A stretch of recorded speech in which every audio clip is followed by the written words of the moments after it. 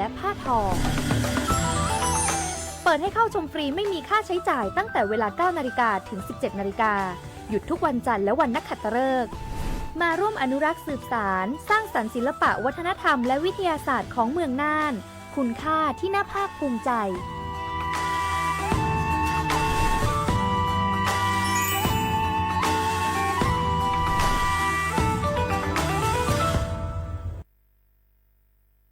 สปสชก็มาเกตเอาชูเคลและภาษาดอนตอแปลอันนี้คือนี่ตุลกิจิลุยนีช่อวัคซีนคอตีบัตยะช่อวัคซีนมาเรเดอร์หลอและปมือโพตะชีนันนี่ตุลกิจิกินีเจ้ากิโลโทปะผือปะทอมากกว่าสุยอาสุยจา HIV สูบูลาไวรัสบีมากกว่าสุยชูสุยจามากกว่าเมคลิปมากกว่าปะอมออซีดอตามุตายเจมากกว่าวันนาโรมากกว่าทอแลและสูปูมากกว่ากอปูดอเมมากกว่าเมคลีเปและอันนี้คือนี่ตุลกิจิกินีมากกว่าโพโอทอเลโลตรเชอซึกเลเก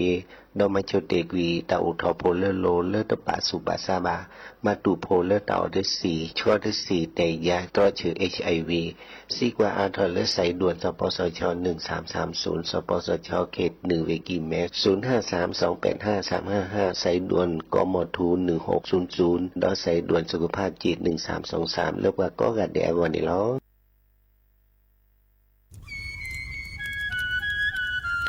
เวเจ้าผักกะปลือผักกะหมู PM 2.5เนี่ยร่าแหละเด้อแม่ครีมแม่สากูอูกูเห็นเลยจ้าอันนี้เนี่ยอันโหลเลยปะชูอุชูแกราตาป้าติดเลยเนี่ยเมตาหลอตาสุกว่าสุกาเอาเลยตาสุดตาหลอปะชุกแกถอไว้ดับก็อ๋อก็แกถอผักกะปลือผักกะหมูเก็บบัตรที่บัตรโตเกปะเต่าจวดทิ้งเด้อเด้อดิเน่บะบามาเจอหล่อซาตะบ่าชูอูชูแกถอตาสุกว่าสุกาบื้อโคเชอร์บื้อเคโคเชอร์แฮมเบอร์เกียวมาแก้เก็บปุ๋ยหมักดอสู่อาทอเซกว่าช่วยสก็ซื้อตะบาเมอเลอร์หมูอูแกถอเลิบกราปูเนื้อแม่มานี่เดพาอีเดอผักกึบหรือผักกุหมูเดอจิกาละเจ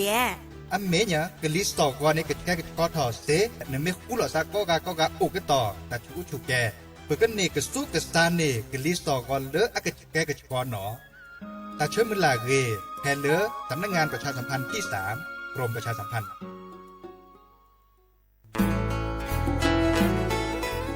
เกวดปูแวก็กาแฮเก็บกาตุพึกอเดเลทีมเวกิแม่แกลเกสก็ตาติตาเฮเวดาเล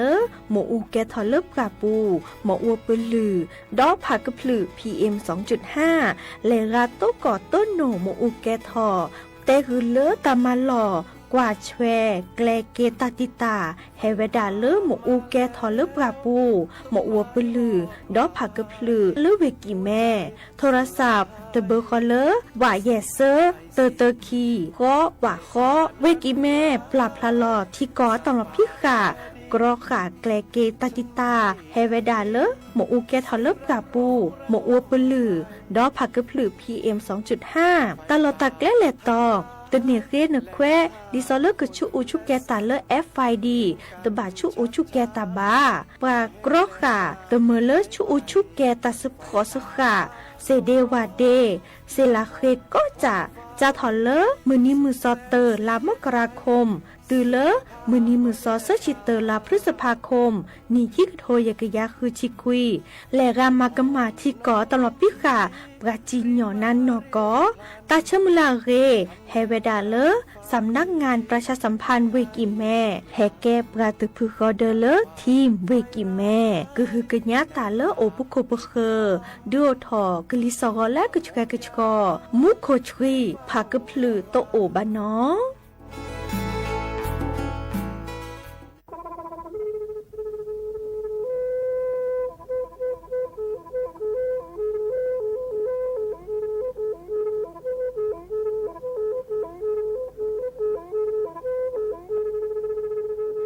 มือนี้มือซอ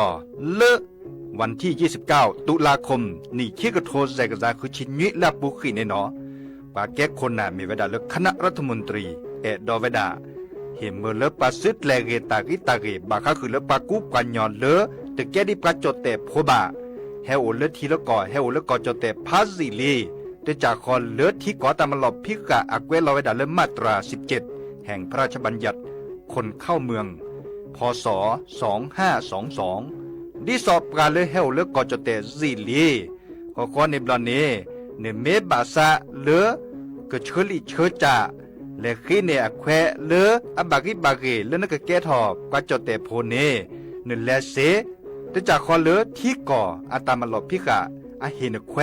ปากอเลมาตรา7ทวิแห่งพระราชบัญญัติสัญชาติพศ2508ดินาโคเนตากาเลเฮโอเลก็จะแต่วีลีจ่าโตดิบาแต่แก็บก็จะแต่โพดิบาบาชาแฮอุแพลโพนโพเสดผ่านเนเกเคแกเลประกอบไว้ดาสัญชาติไทยคอมยูเลแกบกันจดแต่โพเสแล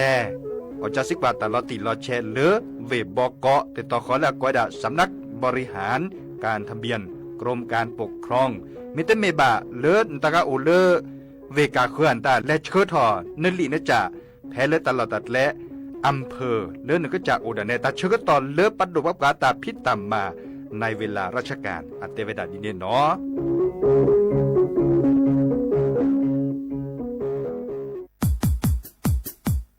ดอปูแบบปากญอโพนเมบาสะสู้ออมมือออเลวิทยุกลือลอก็จะแต่เวกิแม่ตอนยาอีบอบบาเนบาคักเล่นตาพิตามาตาพิออมมาออจะแต่กว่าก็ได้แล้วสนใจโฆษณาเนื้ออดจัดสิกว่าสวทเชียงใหม่เบอร์โทรศัพท์053276068เมตเมบะ0922468579เซทอมโบลอสัญชาติพศ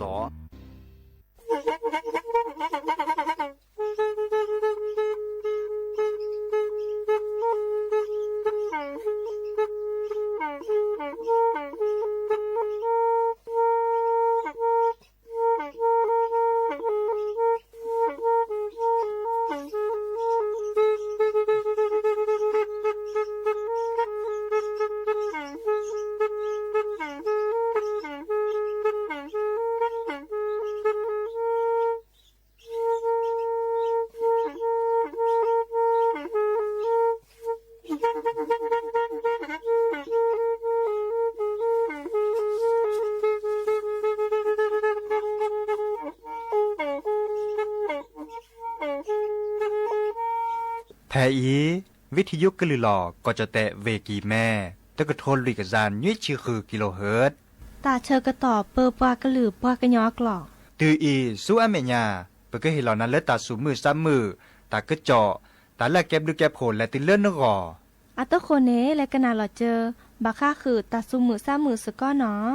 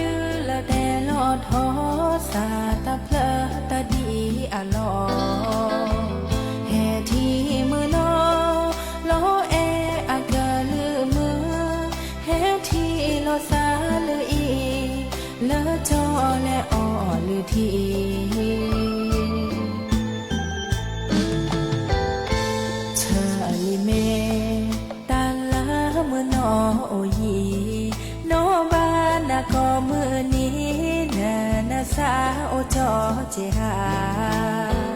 ลากาปอกลาโนบานาก็มือหาสาชื่อบานาตากาสาอือนาออลอจอ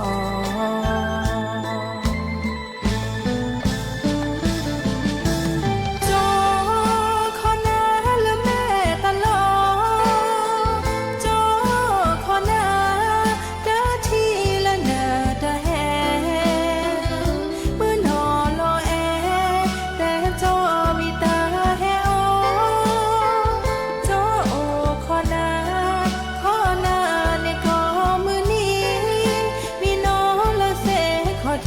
จอโอขอนาและแม่ตลอดจอโอขอนามือน้อและแม่ตลอดตาบูเพมาผู้ขอเพ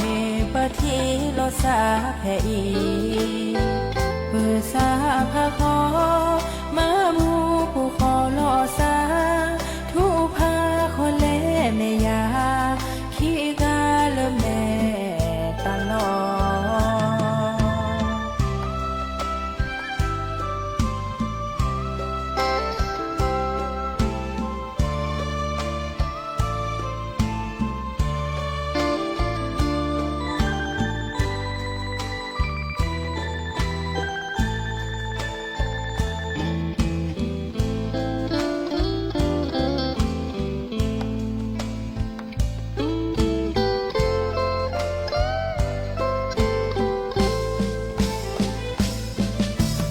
จอขอนาและแม่ตลอดจอขอนาเด้อทีละนาตะแฮมือนอลอแอ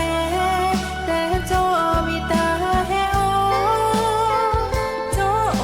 ขอนาในกอมือนี้มีน้อละเส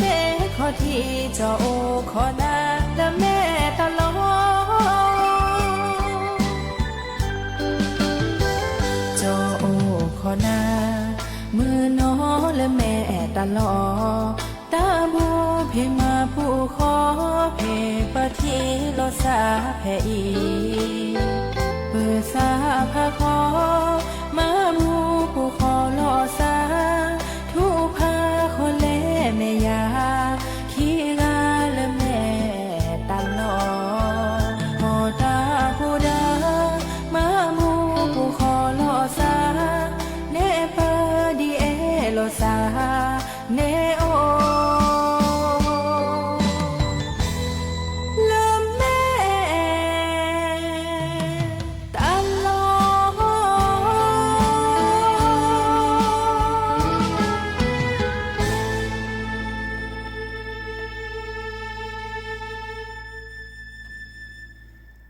เนาะเดอโอมิโชเปอร์ดอปูแวมือกาพัตตีพืพีโรมอสกอปราโดกนาตาโพปะกว่าดอตาโพปปรากะลือปรากะญอกอกาเนาะตาชื่อก็ตอมมูกอคอควินนารีและติเลออันนาริเตชีตลอดตัดและเลอสอวทเชียงใหม่แต่ตอนใหญ่เนาะวิทยุกะลือหลอก็จะเตเวกิแมAM ตกโทลุยกะจานยุ้ยชื่อคือกิโลเฮิรตซ์แฮตกกลอสักกันนาดอตาสตาเซเลอร์ปรากญอเนาะปรากญออักวอยาดีเจเสมอเฉลิมสิริวงศ์ชัยแฮตกก็ดับปือแวซิโซโดละนิเมโลบาโตโดโตโจลอซาดายาโลบาอุกอลอซาดิซอเลเคดกนาตาสวิซาเชาตาบอบบานตาเมอัวเดอโทรศัพท์แฮคอซีเจเบอร์โทรศัพท์053 276 007ว่าแจเซขีนุ้ยคือว่านุ้ยเนาะไม่ได้มีบานตากาเลกว่าดอกกาเลออนไลน์อปูดิสอเลเกดโซเชียลมีเดีย Facebook อปูเมเก TikTok อปูเมเกเฮกิเฮบาลอซาตัวดูตัวจุลอซาคอมเมนต์เนาะคอมเมนต์เวลาตะกะโตเกเวโลบาคิดดูกันนาตาสเวียนตาเดเกวลาตะกะโตเกเนาะเขาก็ได้จะเกิดสุดแลกนะและก็ต่อตาดนิญาอีปตามมาหล่อเนี่ยดิวทอตาพิตามมาเลอแลปะกอเลแลหิหล่อตาเคตาคอเนาะดิซอเลปะกอดาตามมาหล่อได้แต่นีโอดบลอมเลอโครงการสวทเชียงใหม่ปันน้ำใจสู่ชุมชนเนาะอีคาเดตาแต่นิญาอีเลเลอจอปูผาปัวก็ดาวัดบอสลีเนาะเพลอำเภอฮอดดอปูเวลในปาเนปากะลือปากะญอโอเจเนาะปากะญอในอำเภอฮอดนี่โอพาอาเจบาชาอาได้เกเลกะเมปากะญอปูโรเนาะปากะญอปูดอเลกะวากะเนาะกะวานตาจันนี่กะเนาะดิแลดิลอเดดอปูเวลอำเภอฮอดเนาะลอชอดเวดูสวอลเลวัดบอสลีปาสิปาคอเลบ้านบอสลีเนาะเมอากันนาก็วิทยุจะแต่กันนาบ้าเป็นตัวรบาจิบะ และปุกินในดับปูเวลในปานในตะปอนี่ตัวดุตัวโจหลอดซาดปราตะปอโทรศัพท์เอาเจอำเภอฮอนในโอดบลิลากามาจากเดโกพิเลอร์ตลอดตัดแลวัดบอสาลีนี่เมตะเมบาเลตะสิญญาจิบาเนาะเดตะนี่โอทอดบลอตาตะนี่ญาอีปะตามันหลอแลระเนาะเปรโลพัดโดเนคิโชเซโชเนาะก็คอดอเลชอตะคือตาคอมีเชเมยาโกดเนาะตาอตาอ่อนตาราจอมาชาคอนีจะชอจะตาคือตาคอติถอเริ่มมาตอกาปูเนพาราญาจิเนาะพาราญาแต่ที่นี่ย้ายไปแล้วอำเภอฮอดเนาะเขาก็กว่าได้เลือกแค่ก่อนที่นี่กันนี่แลกดอเพื่อแลปาเลยเนาะเต็มเหนียวทอดบล้อบาชาก็มันนี่เนี่ยอาร์เกเลอร์เนเลเลอร์ปากญออาเซียคอนนี่แลแก่จ่อเนาะมิเตลบบานี่แลแก่จิเนาะมีวดาปากก็หรือปากญอเสียเขาอำเภอแม่วางมีคืออำเภอจอดตัวปูมีคืออำเภอแม่ริมเนาะอำเภอแม่แตงดิซอลเลเอาปอจอจือปาระเลบาเดอเป็นเลเฮาอันยอเนาะบากาอุลเลเวกาคือเวลำพูนเวเมโฮซอนตาโทรศัพท์ตัวดูตัวจบกับเตวดาเดินแล้วก็ซาเจแลมเฮาก็ซาเจเดบันลอนแลตึ้งย้อนนี่เลยเจเนาะมีเวลาเราช็อตได้เวลาไปตามมาเราปากกอนเลยสวทเชียงใหม่เนี่ยมาตาดิซอลแล้วก็กวาดเชเวดาอะโตขวนนอกเตนี่มีเวลาเลเวกิแม่เนาะเลดูสวอลเลเวกิแม่ล่ะมีเลิกกะคือมูเดบาดูทอตาพิตามาเลิกโครงการเลิกกะคือดอกเนาะแฮบบาคือปืนพ่อแบบพอดีเนาะเพื่อโคเป็นนาตาโคผู้อำนวยการและเจเนาะปาเกลหัวหน้าฝ่ายรายการตาเดและเจเนาะและก็นาดอตาสมือซ้ำมือตาสวิซาเชอตโจโดดเนาะอุบิโอซาจอเลมาสิจอเลออกกาเนาะ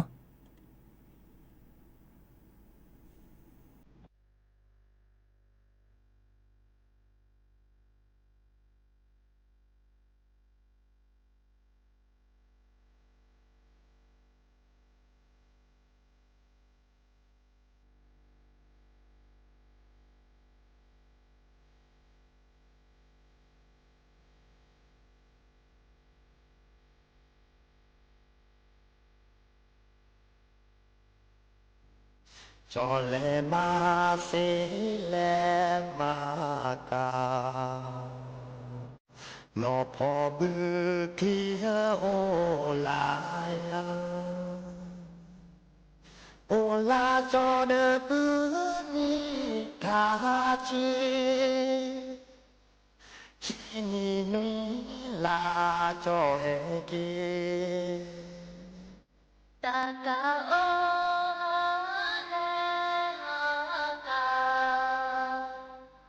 เมโคพอเปตาเนตาทุเลนาเกนามือคลาทากาลาคานาตุอา ลอมาเซเลโซมาเกลโนบาพอขอจออาเกลโอเลซีมาเจมตาโนบาพอสาชวีดูมา ละทานาทิวาสาคากะลิอุปุลาเซนซาทุพเปเปตาจานีชะสุตาเปนาเมจิตาดูตาเฮเมเกทาทาเมดาบาลาบาดากะทาไฟสุตามามูดาเมดากะทาโมรู โตเกชอพาจีอาเมโลกเวเซเลสุเมเลเกชอดูเซจอลอเทเกช cho tư cho lửa mẹ kê tơ xê nhà bỏ bữa kỳ cho sao na tư cho xì họ tơ về nó bỏ bữa kỳ cho ni kê na lửa li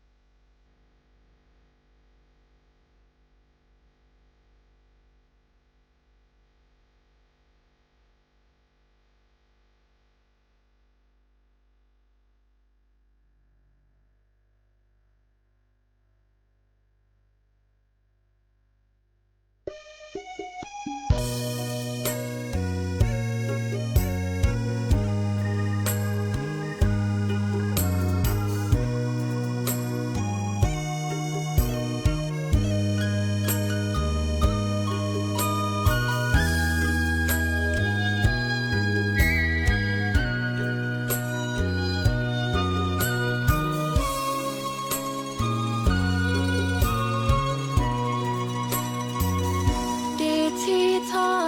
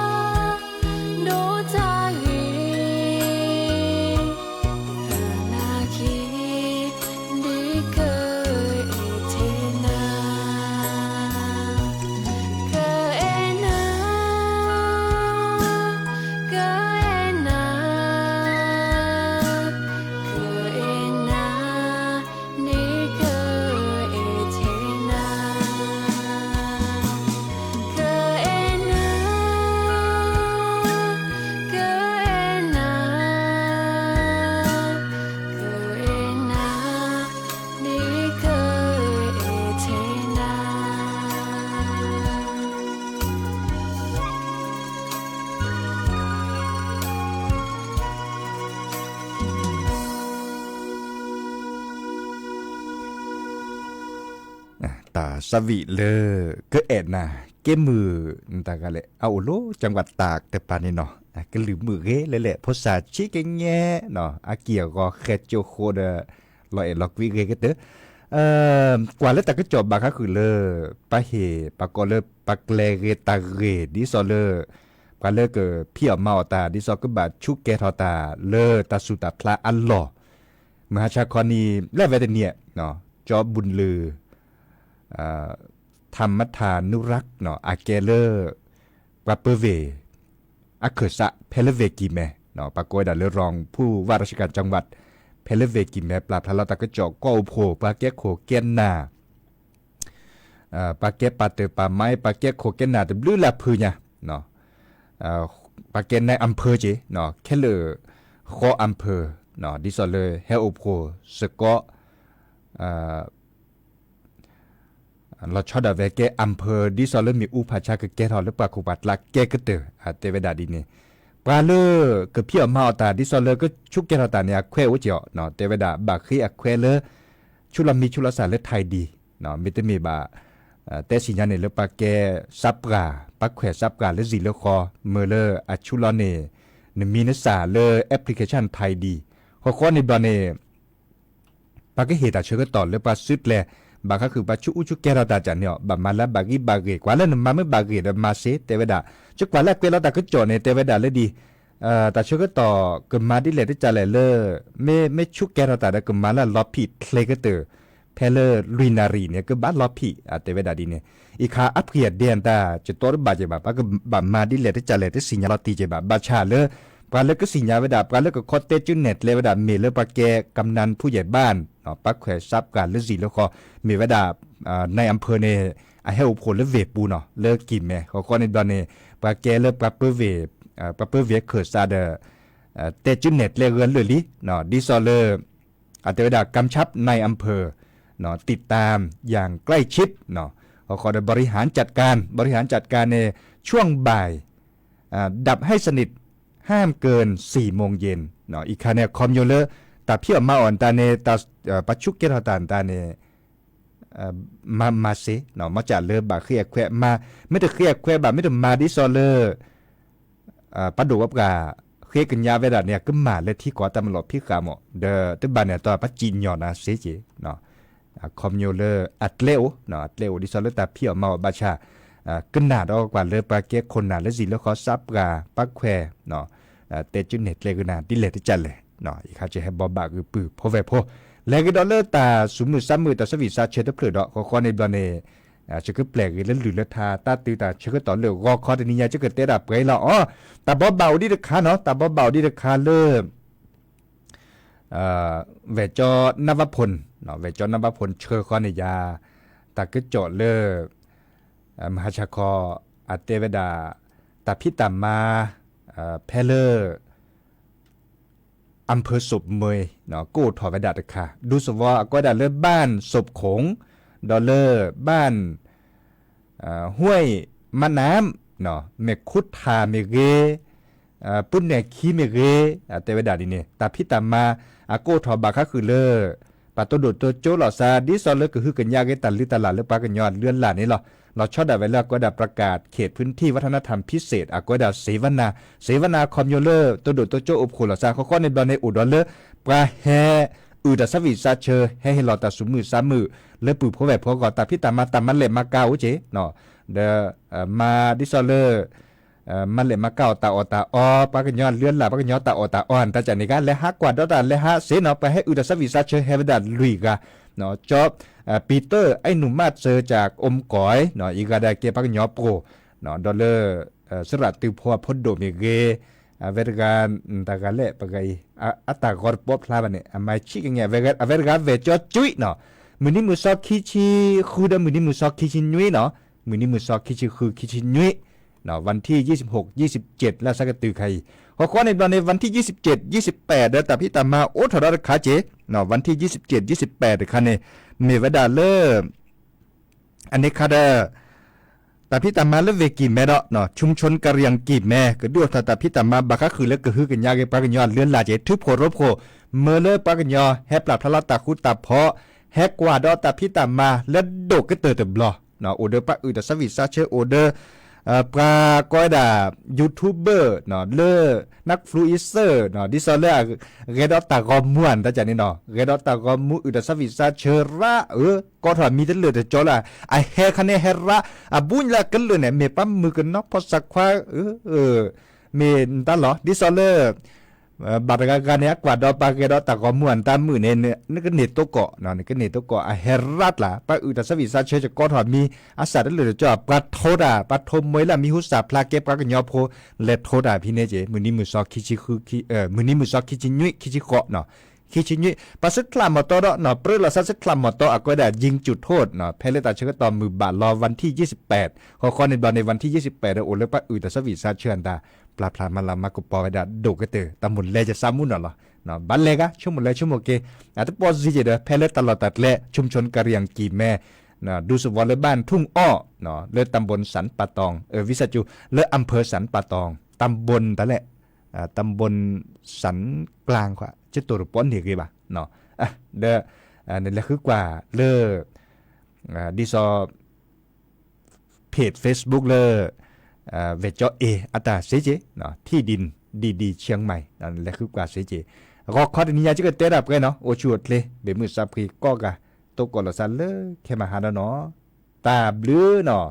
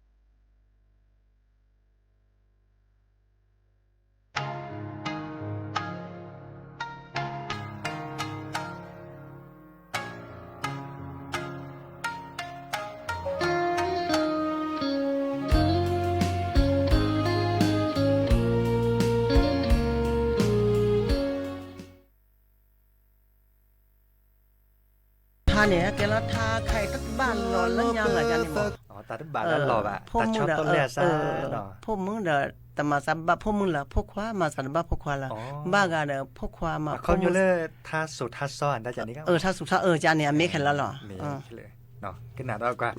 มือกาจำปีอึท่าเล่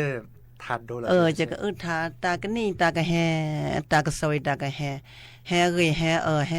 แฮแฮเรแฮตัวเราภาษามีตะแกปะกะฮับโผล่ดับปะเวละตานี้ตาหูโทราราตาลาตาสาโทราราละตาหูตาสาเวโดมาโพมึงแลหาโอโพควาหาโอโพควาปัวโพควาเนเมมีปาโลนาสาเดโบกาละตากะนีตากะนีละอีตากะแฮตานีตาหูโทราราตาลาตาสาโทราราละตาหูตาสาเวโดมาโพมึงแลหาโอโพควาหาโอโพควาปัวโพควาเนเมมีปาโลนาสาเดโบกาละแฮอาเกแฮอาเกแฮละแฮอาแฮตานีตาหูโทราราตาลาตาสาโทราราละตาหูตาสาเวโดมาโพมึงแลหาโอโพควาหาโอโพควาปัวโพควาเนเมมีปาโลนาสาเดโบกาละแฮอาแฮอาแฮแฮอาแฮตานีตาหูโทราราตาลาตาสาโทราราตาหูตาสาเวโดมาโพมึงแลหาโอโพควาหาโอโพควาปัวโพควาเนเมมีปาโลนาสาเดโบกาละตูลอปือซาตูลอปือซาละสาเมตาแกตานิตาหูโทราราตาลาตาสาโทราราละตาหูตาสาเวโดมาโพมึงแลหาโอโพควาหาโอโพควาปัวโพควาเนเมมีปาโลนาสาเดโบกาละปะกะหาโพลปะกะหาโพลละโพลดาปะเวตานิตาหูโทราราตาลาตาสาโทราราละตาหูตาสาเวโดมาโพมึงแลหาโอโพควาแลหาโอโพควาปัวโพควาเนเมมีปาโลนาสาเดโบกาละตากะแฮละตากะแฮละละละมึงอาโสตานิตาหูโทรารา อาตาลาตาสาโทราราละตาหูตาสาแวดูมาโพมึงแลหาโอโพควาแลหาโอโพควาปัวโพควาเนื้อมีปาลูนาสาเดอโบกาละตาก็เฮละตาก็เฮละละละละโสตานิตาหูทราราอาตาลาตาสาโทราราละตาหูตาสาเวดูมาโพมึงแลหาโอโพควาแลหาโอโพควาปัวโพควาเนื้อมีปาลูนาสาเดอโบกาละโอตาวีโอตาวีโอละโอละโยโสตานิตาหูทราราอาตาลาตาสาโทราราละตาหูตาสาเวดูมาโพมึงแลหาโอโพควาหาโอโพควาปัวโพควาเนื้อมีปาลูเนื้อสาเดอโบกาละโอตาเชอโอตาเชอละโอละโยโสตานิตาหูทราราอาตาลาตาสาโทราราละตาหูตาสาเวดูมาโพมึงแลหาโอโพควาหาโอโพควาปัวโพควาเนื้อมีปาลูเนื้อสาเดอโบกาละจือบาโยอาจือบาโยอาละอาตากะโตตานิตาหูทรารา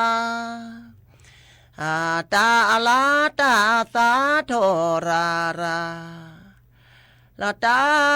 หูตาสาเวดูมาโพมึงแลหาโอโพควาหาโอโพควาปัวโพควาเนื้อมีปาลูเนื้อสาเดอโบกาละจีละเธอปูจีละเธอปูละปูโลมาโพลตานิตาหูทราราอาตาลาตาสาโทราราละตาหูตาสาเวดูมาโพมึงแลหาโอโพควาแลหาโอโพควาปัวโพควาเนื้อมีปาลูเนื้อสาเดอโบกาละตาโซเปบาตูตาโลลีเปบาตูละเปเมมาเนตาโซญาลีอาผู้ช่วยมาโกละโมดีเนปาดีเนนาปาดีเนนาละนาละมาโคตาโซเปบาตูโอตาโลลีปบาตูละเปเมมาเนตาโซญาลีอาผู้ช่วยมาโก ละโมพาเนนาโมพาเนนาละนาละมาโคตาโซปะบาตุโอตาโลลีปะบาตุละปะเมมาเนตาโซญาลีอาปูช่วยมาโกละสุยโลพลาสุยโลพลาละพลาขอโลตาโซเปบาตุโอตาโลลีเปบาตุละเป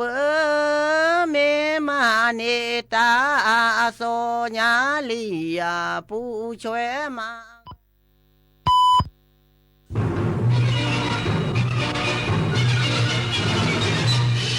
สถานีวิทยุกระจายเสียงแห่งประเทศไทยและเครือข่ายทั่วประเทศเสนอข่าวต้นชั่วโมงรู้เร็วรู้จริงเกาะติดทุกสถานการณ์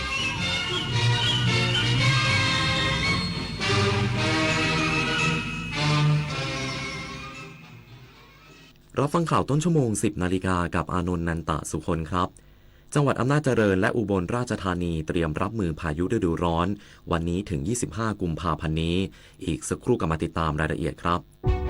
25 กุมภาพันธ์ของทุกปีคือวันวิทยุกระจายเสียงไทยวันที่รำลึกถึงการกำเนิดกิจการวิทยุไทยโดยพระองค์เจ้าบุรชัดชัยยากรกรมพระกำแพงเพชรอัครโยธินตลอด 96 ปีที่ผ่านมาวิทยุเป็นสื่อสำคัญที่ถ่ายทอดข่าวสารความรู้และอยู่เคียงข้างคนไทยเสมอมา 25 กุมภาพันธ์วันวิทยุกระจายเสียงไทยคุณค่าของเสียงที่อยู่คู่สังคมไทยเฮ้ยลูกหมาออกมาหลายตัวเลยอ่ะตัวนั้นชื่ออะไรดีตัวนี้ชื่ออะไรนะไงล่ะน่ารักไหมเดี๋ยวครบ 2-4 เดือนจะพาไปฉีดวัคซีนแล้วล่ะจริงสิเหมือนลูกหมาของคุณป้าข้างบ้านใช่ไหมต้องพาไปฉีดด้วยเนอะต้องฉีดนะครับและต้องฉีดซ้ำทุกปีการฉีดวัคซีนโรคพิษสุนัขบ้าช่วยป้องกันโรคที่เป็นอันตรายกับน้องหมาและปลอดภัยกับคนเลี้ยงด้วยรักน้องหมาต้องพาไปฉีดยาป้องกันโรคพิษสุนัขบ้าตามกำหนดด้วยนะครับระวังเพจปลอมขายสินค้าที่ไม่มีอยู่จริงหลอกลงทุนให้ผลตอบแทนสูงลวงให้รักแล้วหลอกโอนเงินทุกคนอาจตกเป็นเหยื่อเพราะจุดอ่อนที่เร่งรีบขาดสติและความโลภถึงเวลาหยุดภัยไซเบอร์ก่อนที่คุณและคนที่คุณรักจะตกเป็นเหยื่อออนไลน์อย่างมีสติจำให้ขึ้นใจถ้ารีบโอนโจรยิ้มแน่นอนมาสร้างภูมิคุ้มกันคนไทยป้องกันภัยไซเบอร์ PM 2.5 ฝุ่นจิ๋วที่ส่งผลร้ายกับร่างกายใกล้ตัวมากกว่าที่คุณคิดแต่เราทุกคนช่วยกันได้ด้วยการลดการใช้รถยนต์ส่วนบุคคลดับเครื่องยนต์ขณะจอดตรวจสอบสภาพรถหยุดการเผาในที่โล่งไม่ว่าจะเป็นเผาใบไม้เศษขยะเผาไร่นาเผาป่าเพื่อเตรียมพื้นที่ทำการเกษตรปรับลดหยุดพฤติกรรมสร้างฝุ่นและช่วยกันปลูกต้นไม้เพื่อดูดซับสารพิษในอากาศจังหวัดอำนาจเจริญเตรียมความพร้อมรับมือพายุฤดูร้อนพร้อมแจ้งเตือนประชาชนระวังอันตรายจากพายุฝนฟ้าคะนองลมกระโชกแรงวันนี้ถึง 25 กุมภาพันธ์นี้นายเสนีส้มเขียวหวานผู้ว่าราชการจังหวัดอำนาจเจริญเปิดเผยว่าจากประกาศของกรมอุตุนิยมวิทยาแจ้งว่าในช่วงวันที่ 23-25 กุมภาพันธ์ 2569 บริเวณภาคตะวันออกเฉียงเหนือจะมีพายุฤดูร้อนเกิดขึ้นบางพื้นที่ซึ่งจังหวัดอำนาจเจริญเป็นพื้นที่เฝ้าระวังด้วยดังนั้นจึงขอให้กองอำนวยการป้องกันและบรรเทาสาธารณภัยทุกระดับและหน่วยงานที่เกี่ยวข้องติดตามสภาวะอากาศและเตรียมรับมือสถานการณ์เตรียมความพร้อมทรัพยากรเครื่องจักรกลสาธารณภัยและแผนเผชิญเหตุรวมถึงกำลังเจ้าหน้าที่ให้มีความพร้อมปฏิบัติงานตลอด 24 ชั่วโมงส่วนประชาชนให้ระวังอันตรายจากฝนฟ้าคะนองลมกระโชกแรงโดยหลีกเลี่ยงการอยู่ในที่โล่งแจ้งใต้ต้นไม้ใหญ่สิ่งก่อสร้างและป้ายโฆษณาที่ไม่แข็งแรงเกษตรกรควรเตรียมป้องกันความเสียหายที่อาจเกิดขึ้นกับผลผลิตทางการเกษตรและสัตว์เลี้ยงไว้ด้วยทั้งนี้หากประสบภัยประชาชนสามารถแจ้งเหตุหรือขอความช่วยเหลือได้ที่สายด่วนโทร 1784 ตลอด 24 ชั่วโมงพงศิริศรีหานามสวทอำนาจเจริญรายงาน จังหวัดอุบลราชธานีเตือนประชาชนระวังพายุฝนฟ้าคะนองลมกระโชกแรงพร้อมเตรียมเจ้าหน้าที่และอุปกรณ์ช่วยเหลือผู้ประสบภัยช่วงวันที่ 23-25 กุมภาพันธ์นี้นายณรงค์เทพเสนาผู้ว่าราชการจังหวัดอุบลราชธานีเปิดเผยว่ากองอำนวยการป้องกันและบรรเทาสาธารณภัยจังหวัดอุบลราชธานีแจ้งเตือนประชาชนระวังสถานการณ์พายุฝนฟ้าคะนองและลมกระโชกแรงระหว่างวันที่ 23-25 กุมภาพันธ์ 2569 โดยขอให้ประชาชนระวังอันตรายจากพายุฝนฟ้าคะนองลมกระโชกแรงและลูกเห็บตกหลีกเลี่ยงการเดินทางผ่านบริเวณที่มีพายุฝนฟ้าคะนองหรืออยู่ในที่โล่งแจ้งใต้ต้นไม้ใหญ่สิ่งปลูกสร้างและป้ายโฆษณาที่ไม่แข็งแรงส่วนเกษตรกรควรระวังความเสียหายที่อาจจะเกิดต่อผลผลิตทางการเกษตรและสัตว์เลี้ยงนอกจากนี้เน้นย้ำให้องค์กรปกครองส่วนท้องถิ่นและหน่วยงานที่เกี่ยวข้องเตรียมพร้อมเครื่องมืออุปกรณ์ยานพาหนะเครื่องจักรกลกู้ภัยรวมถึงเจ้าหน้าที่ให้พร้อมปฏิบัติงานอำนวยความสะดวกให้ความช่วยเหลือประชาชนที่ประสบภัยตลอด 24 ชั่วโมงกรกฎภูมิสวทบนราชธานีรายงานสำนักทรัพยากรน้ำบาดาลเขต 6 ตรังเดินหน้าโครงการพัฒนาน้ำบาดาลเพื่อความมั่นคงระดับชุมชนประจำปีงบประมาณพศ 2568 งบกลางในพื้นที่รับผิดชอบจำนวน 37 แห่งนางพบพรเศรษฐพฤกษาผู้อำนวยการสำนักทรัพยากรน้ำบาดาลเขต 6 ตรังเปิดเผยว่าสำนักทรัพยากรน้ำบาดาลเขต 6 ตรังได้ลงพื้นที่ติดตามการก่อสร้างระบบกระจายน้ำในพื้นที่บ้านตนในหมู่ที่ 7 ตำบลกะลาเสอำเภอสิเกาจังหวัดตรังตามโครงการพัฒนาน้ำบาดาลเพื่อความมั่นคงระดับชุมชนประจำปีงบประมาณ 2568 งบกลางรายการค่าใช้จ่ายเพื่อกระตุ้นเศรษฐกิจและสร้างความเข้มแข็งของระบบเศรษฐกิจทั้งนี้ได้ติดตั้งหอถังเหล็กเก็บน้ำ100 ลูกบาศก์เมตรติดตั้งถังกรองสนิมเหล็กติดตั้งจุดจ่ายน้ำถาวรพร้อมอุปกรณ์หลังดำเนินการก่อสร้างระบบประปาบาดาลแล้วเสร็จจะมีประชาชนได้รับประโยชน์จำนวนกว่า 1,300 คน454 ครัวเรือนโดยในปีงบประมาณ 2568 งบกลางมีการดำเนินงานโครงการพัฒนาน้ำบาดาลเพื่อความมั่นคงระดับชุมชนรายการค่าใช้จ่ายเพื่อกระตุ้นเศรษฐกิจและสร้างความเข้มแข็งของระบบเศรษฐกิจจำนวน 37 แห่งในพื้นที่รับผิดชอบเป็นจังหวัดตรัง 13 แห่งนครศรีธรรมราช 19 แห่งพังงา 2 แห่งภูเก็ต 1 แห่งและสุราษฎร์ธานีอีก 2 แห่งยศพรอัครไกลศรีสวทตรังรายงานจบข่าวอานนท์นันตะสุคนอ่านรับฟังข่าวครั้งต่อไปเวลา 11 นาฬิกาติดตามข่าวที่นำเสนอไปแล้วได้ที่ www.thainews.prd.go.th อย่ามาห้ามต้องกู้อีกต้องแทงอีก